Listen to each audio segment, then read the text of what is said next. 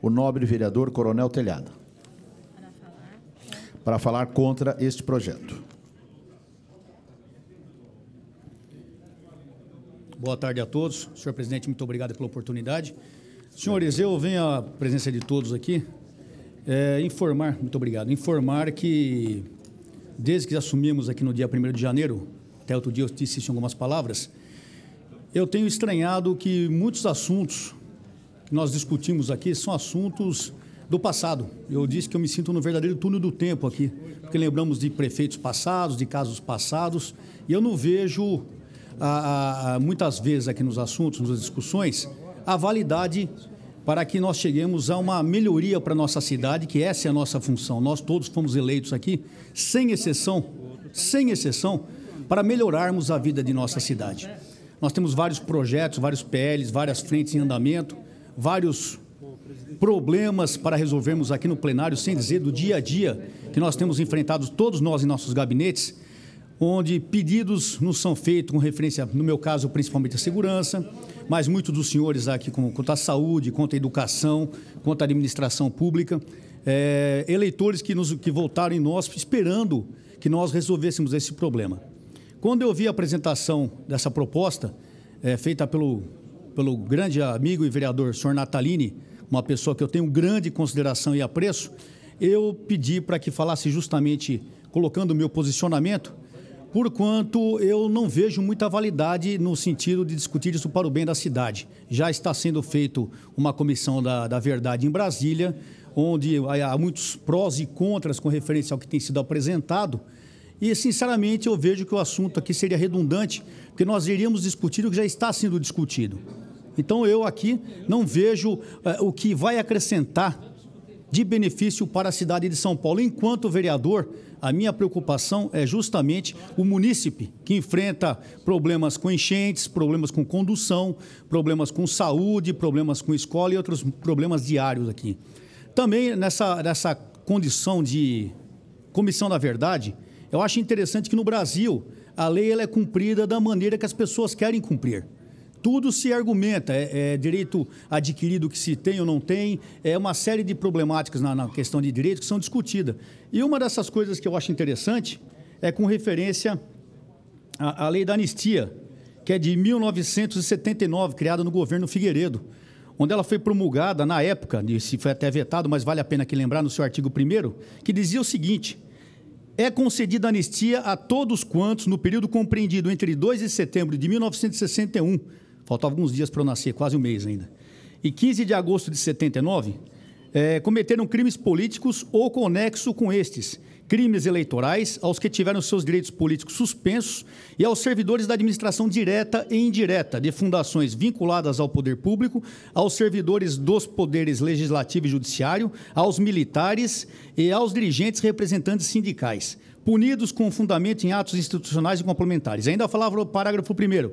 Consideram-se conexos, para efeito desse artigo, os crimes de qualquer natureza relacionados com crimes políticos ou praticados por motivação política. Devido a essa lei de anistia, muitos que estavam exilados voltaram, isso com toda a razão, para o país e estão hoje em plenos direitos políticos, eleitorais, cívicos, o que é plenamente e otimamente colocado, porque todos temos que preservar o direito de todos. Eu acho que todos, a nossa obrigação, enquanto cidadãos, é preservar o direito de todas as pessoas, sem exceção. Agora, eu não consigo entender uma comissão, no caso que existe em Brasília, que a gente nota, eu não tenho acompanhado, mas através da imprensa, nós não estamos lá, nós notamos que só uma dos lados, eu não entendo direito de um lado somente, verdade de um lado somente. Verdade, para mim, primeiro a verdade é relativa, porque cada um aqui tem sua verdade. Cada um tem sua verdade. Eu acho que o ser humano, o cidadão, enquanto homem, enquanto pensante, ele tem o direito de pensar o que ele quiser, desde que esteja dentro dos parâmetros legais. Então, cada um tem a sua visão, o seu ponto de vista da verdade. E agora, quando nós vamos discutir o que é verdade ou não, eu entendo que nós temos que ouvir todas as partes. Isso é simples. Eu não sei se a minha verdade é diferente de algum dos senhores aqui, mas eu entendo isso.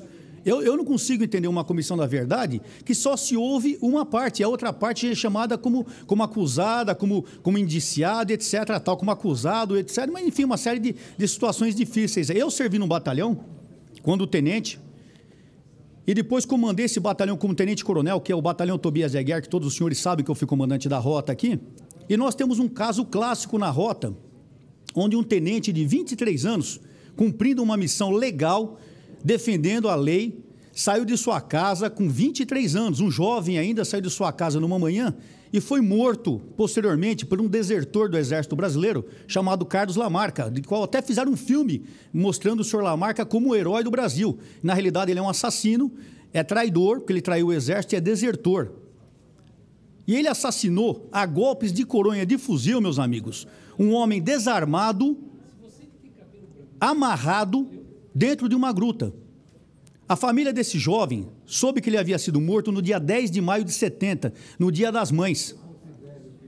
E ninguém lembra dessas pessoas que foram mortas, porque é bonito, é politicamente correto, nós nos posicionarmos. E quando a gente se posiciona contra, nós somos de direita, porque eu não sou de direita, não sou de esquerda, eu cumpro minha obrigação como cidadão. Nós somos reacionários, nós somos radicais. É interessante quando a sua postura não compactua com as posturas de algumas pessoas, assim. Você passa a ser o errado. Ninguém respeita sua postura é considerada errada. Então, eu queria dizer bem claro aqui, com todo respeito a quem propôs, quem fez essa proposta, com todo respeito à casa, que eu me posiciono contra, gostaria de votar contra nessa situação, porque eu acho que, primeiro, é um assunto redundante, já está sendo devidamente discutido. Segundo, nós temos problemas imediatos para serem resolvidos, temos problemas futuros, como outro dia que o vereador Marquito apresentou a proposta de conduções, de transporte. Diariamente nós temos apresentado várias situações aqui. O Ricardo Yang, outro dia, falou inclusive da Cracolândia, que ainda existe no país, problemas imensos na nossa cidade. E nós querendo pegar um motivo para, não sei se é para mostrar que nós estamos trabalhando, não sei se para mostrar que nós estamos enfronhados no momento atual, não sei se para falar, olha gente, como a gente está preocupado, olha como nós estamos... Pessoal, senhores, excelentíssimos vereadores, nós temos muitos problemas para resolver na nossa cidade. Temos aqui um debate sadio entre os partidos, sempre visando resolver esses problemas. Então, eu gostaria que nós ficássemos nesse nível e continuássemos a nos preocupar com problemas da cidade. Não tenho nada nem para defender, nem para acusar ninguém aqui. Não sou porta-voz de ninguém, essa é a minha posição. Eu não sou porta-voz nem advogado de ninguém. Só que eu acho que nós estamos perdendo tempo com posturas politiqueiras, com posturas para falar que nós estamos fazendo alguma coisa, enquanto que os problemas reais, de momento, não estão sendo vistos da devida maneira.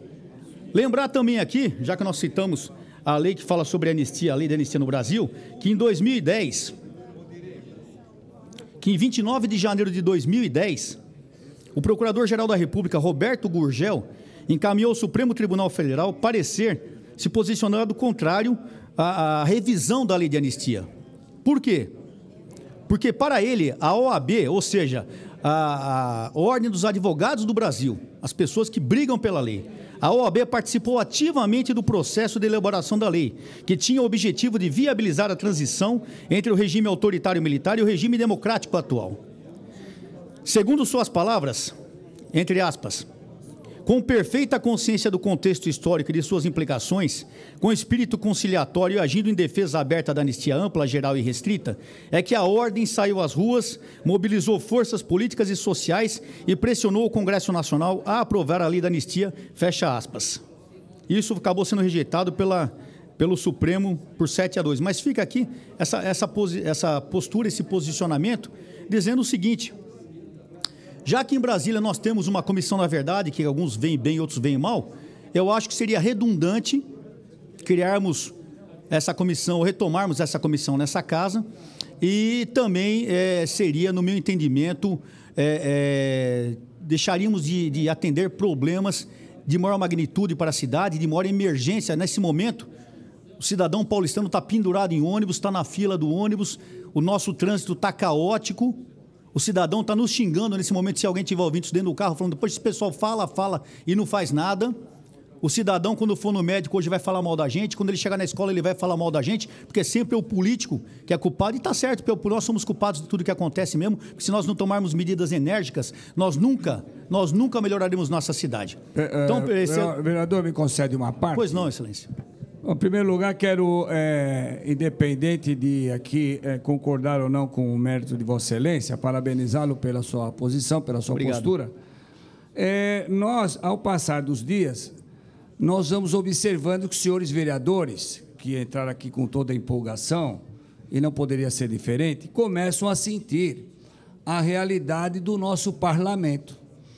E a realidade do nosso parlamento não é necessariamente por culpa dos senhores vereadores, porque ficar do lado de fora, como muita gente fica atirando, é facinho. Atirando é uma forma de dizer, né? É uma forma simbólica. Uma analogia simbólica, uma metáfora. Muito obrigado. Então, quando se cai aqui, eu ainda não usei dessa tribuna, no momento oportuno eu vou usar, mas já que Vossa Excelência colocou essa questão, que precisamos resolver esse problema, aquele outro, não é bem assim. Por quê? Primeiro, nós temos várias amarras legais. A primeira delas é a própria lei orgânica do município, que restringe a atividade dos senhores vereadores.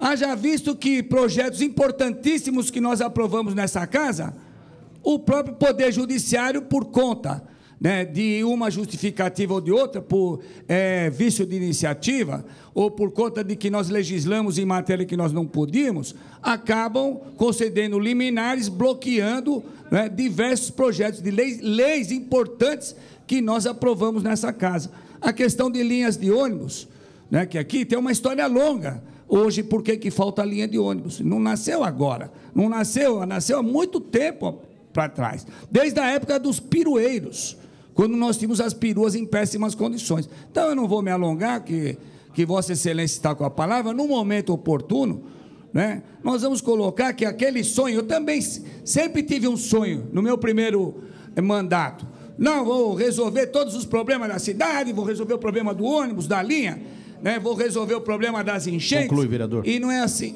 mas não, eu estou olhando o tempo ali. 2 minutos, foi mais que 2 minutos.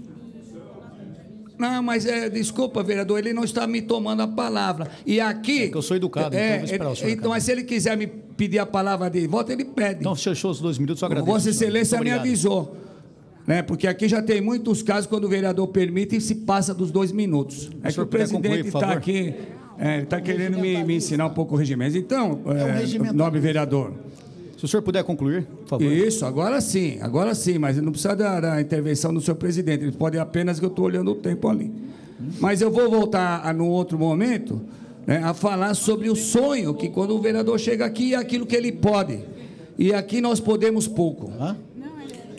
Eu agradeço a explanação do nobre vereador Dalto Silvano. 2 minutos. Por quanto sabemos da sua capacidade e tempo na casa, e é de motivo de grande alegria poder ouvi-lo e explicar essas coisas. Agora eu queria também trazer, já que entrou no assunto dos sonhos, que eu, apesar de ser um político hiper, super, mega moderno, eu gosto muito de história e procuro estudar um pouquinho de história. Eu também lembro de uma passagem da história, vereador Dalto Silvano, de um grande político mundialmente reconhecido chamado Martin Luther King, que disse uma vez num discurso: eu tive um sonho. O senhor sabia? O senhor lembra disso, né? Eu tive um sonho de ver acabar com a segregação racial, eu tive o sonho de ver todas... E ele lutou por esse sonho, ele morreu por esse sonho, e o sonho dele não está totalmente realizado, mas está quase realizado. Então eu tenho esse sonho de ver a cidade de São Paulo melhor, eu tenho o sonho de ver nós pararmos aqui muitas vezes de brigar com essas brigas partidárias e começarmos a nos preocupar. Os senhores vão me perdoar, mas eu vou falar já que eu estou aqui. De pararmos com essas brigas partidárias e nos preocuparmos um pouquinho mais com o cidadão que nos elegeu. Porque eu estou falando, e vou repetir, são 7:20 agora, 19h40, essa hora a nossa cidade está parada. O cidadão paulistano que comeu marmita hoje, está pendurado num ônibus hoje, e está nos xingando, viu, vereador Dalto Silvano? Ele acha que nós somos culpados disso. Pode até, eu sei do problema legal, estou sentindo isso na pele hoje, mas repito mais uma vez, até por causa da intervenção muito bem postada de Vossa Excelência, eu queria lembrar que por causa de tudo isso, de todos esses problemas legais que nós temos, eu agradeço a intervenção que o senhor me deu até mais um gancho, que até por causa de todos esses problemas legais que nós temos no dia... Posso concluir, presidente? Posso? Só para lembrar que, apesar de todos esses problemas que nós temos relacionados a limites legais, etc., por isso, mais uma vez, que com todo respeito, viu, vereador Natalini, que eu tenho por Vossa Excelência, eu admiro muito, o senhor sabe disso, mas eu me posiciono frontalmente contra essa proposta, voto não, e relembro até com a anuência do Dalto Silvano, agora desse nobre vereador, que nós temos inúmeros problemas para resolvermos, problemas que têm impedimentos, muitas vezes até legais, que nos acabam nos truncando o nosso serviço. Então, não vamos arrumar mais um motivo para fugirmos da nossa finalidade, que é melhorar a vida do cidadão paulistano hoje e nesses próximos 4 anos, para o que fomos eleitos. Presidente, muito obrigado. Obrigado, vereador Paulo Telhada.